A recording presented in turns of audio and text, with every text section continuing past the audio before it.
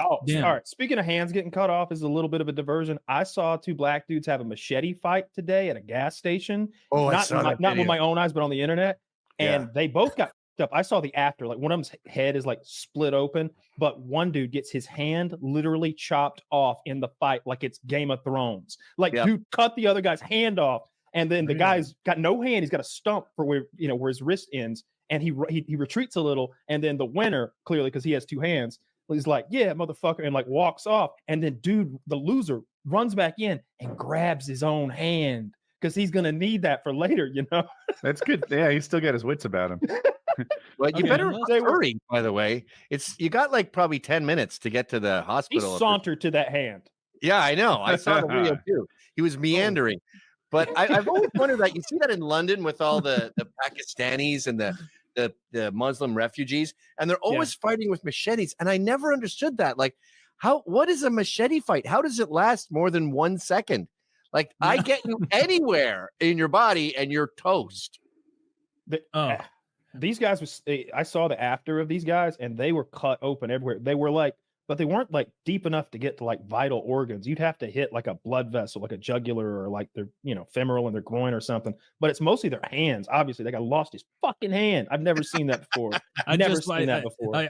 I assume that there's only one video of these two guys machete fighting outside of a mobile on the run, which is what I'm watching right now. And so I had to watch it twice because so early in the fight, that guy gets his hand cut off, and then he's the guy winning. It's not even it's not his blade hand, as they it's his offhand. It's his offhand. Did he block with it? Is that how he lost? Yeah, he had it up.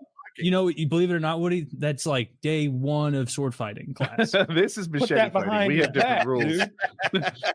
Oh my god, dude didn't have his shield for some. And you're right, Kyle. This guy walks back over to pick his discarded hand up, like as though he's more embarrassed about the fact that he lost his hand than he is worried about the imminent problems that are going to come from having a hand cut off in a machete fight. Do we know he's got a good surgeon nearby? Current status?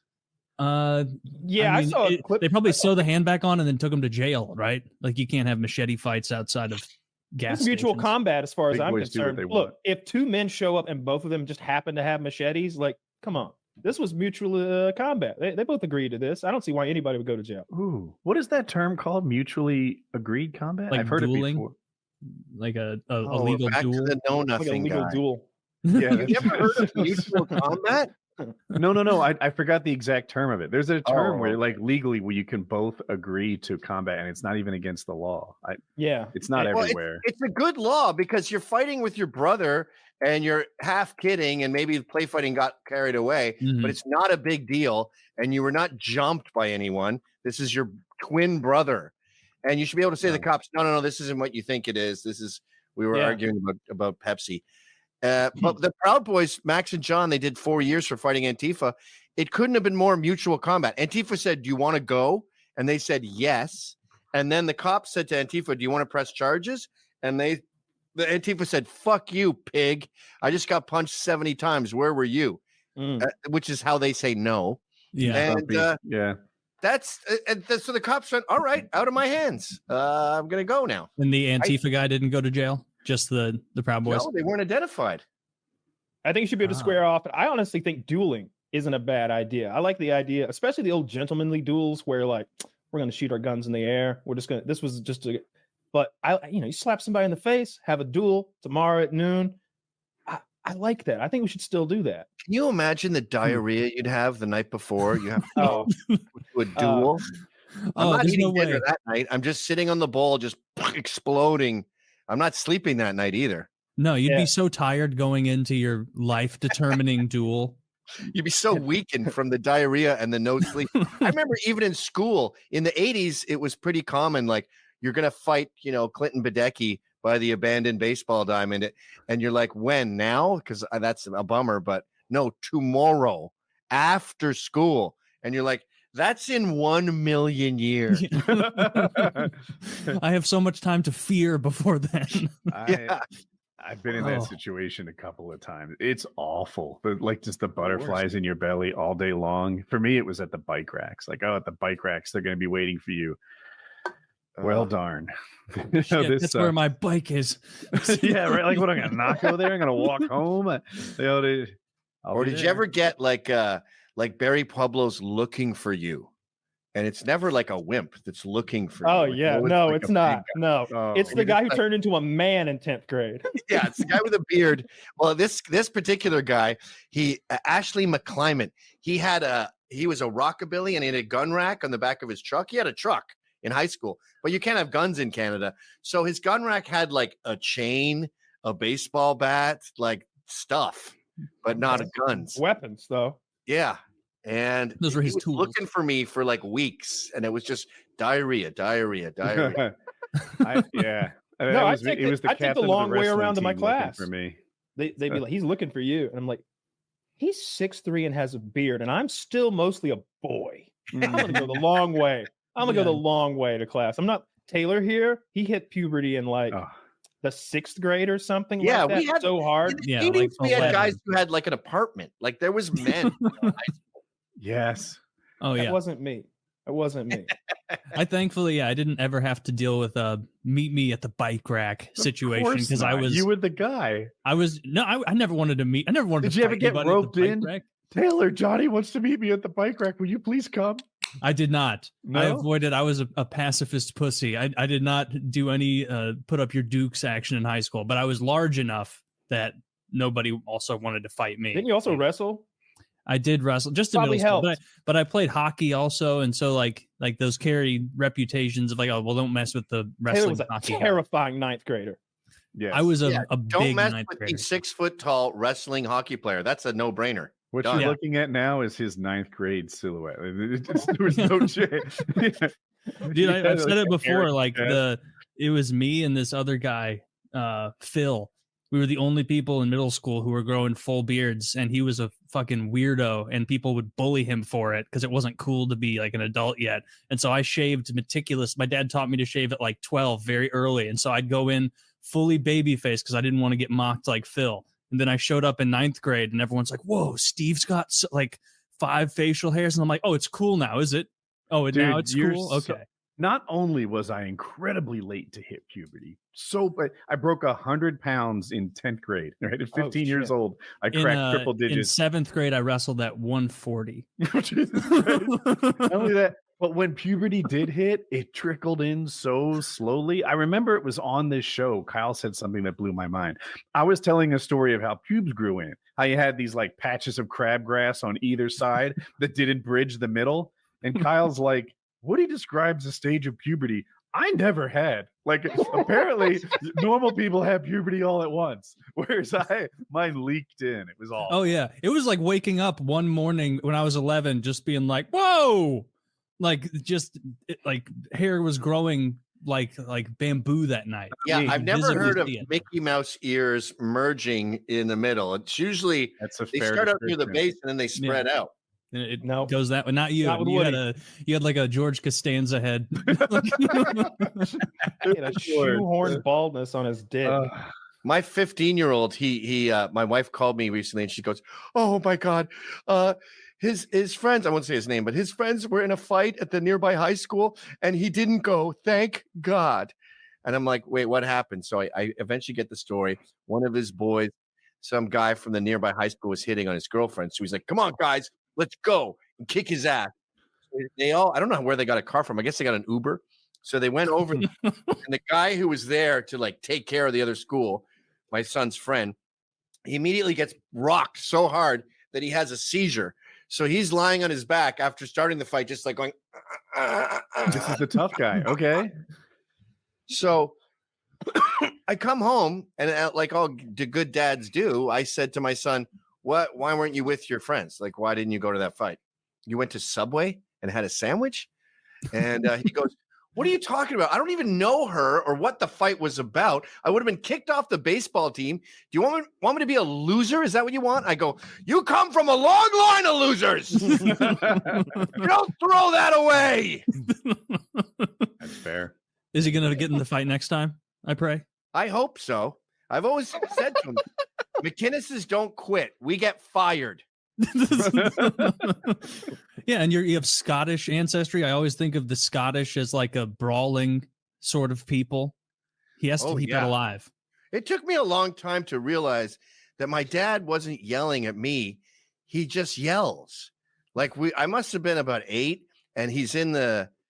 We were driving across country, so I think we were in Vancouver in the Rockies at the time, and he was out of gas. He ran out of gas, and my mother's like, "You stupid asshole! You can't even budget a fucking gas tank. It's got a lever. You can see it." and he is punching his driver. His name's Jimmy McInnes, James, and he's punching his own steering wheel as he drives, going, "You asshole, James! You asshole!" Furious at Jimmy McInnes himself. And as he's screaming, punching that steering wheel, I was like, "Oh, that's just how he expressed himself." He's just furious at everything. Where in the country are you from? He's just a yeller. I was born in England. My parents are from Glasgow, and we moved to Canada when I was about 5, Ontario, Ottawa. And then I moved to Quebec when I was 18, Montreal, which I consider a different country. And then we moved to New York in my late 20s. Oh, okay. Yeah. That's not so about half my life in America, but I'm known as Canadian, which is great. I'm fine with that. You got the accent. It's very, very. You think I have a Canadian accent? 100%. On some words, you hit it. Yeah. Oh, yeah. Like about a little more. Yeah, not as intense. Too hard to make that normal. Yeah. I've had a few more beers and it'd be a boot. I hear it when I go back. All my friends sound like leprechauns. They're like, fucking check out McInnes fucking strolling back from the States. He's got a fucking 6-pack of Coors Bank. What the fuck is Coors Banquet there, guy? There, guy. I'm sorry. I don't understand a word you're saying. When you watched your dad like have a spaz out like that, because a lot of people will like be like, "Man, why's my dad so angry?" And then you'll see like your grandpa in a state like that, and he's like a level above. Was your grandfather even like obviously the full Scott? More intense? Like he was evil. Like he would lose his temper and beat up his kids like he was Roy Jones in the ring. Like he would punch my uncles. My dad never got beat up because he always had good grades. But you know what's funny about my dad? He's got a boxer's nose because in Glasgow, student was like the N-word. It was the worst thing you could be. And I kind of get it when I see these students protesting right now and their encampments and stuff. I'm like, wow, you really are the lowest people there are. You're worse than abos. And wow, that's you call them abos too. I thought I was the only one. We have a huge Aboriginal listenership. Black and Indigenous, isn't that such a gay term? I choose to hone in on the groups that have no protection organizations around them, and that's one of them. Go for that and the deaf. So students are losers right whatever now. You want about their brand, but back when my dad was young in the 50s in Scotland, you do these things called O levels. There's a really good system. I wish we had it here, and they don't do it in Britain anymore. Oh. So at 14, you do your O levels. If you're smart, we're paying for you to go to college. If you're not, we're paying for you to get a trade. And they would separate the wheat from the chaff. And it didn't matter if you're rich or poor. If you're a dumb, smart guy, well, you can get a trade or you can just have your parents take care of you, whatever. We don't care. And if you're a smart, poor guy, you're going to private schools. So my dad was in the slums, but he had a private school uniform with the tie and everything. And they'd call him a student. And he'd have to fight every day. So he ended up being a great fighter. But his father would just beat the shit out of the ones who didn't get the scholarship at their O levels. Jesus. And like he would fight them like a man fights he'd be punching them down these marble steps at the age of 12. Just a violent, and he was a communist too, a violent communist piece of shit.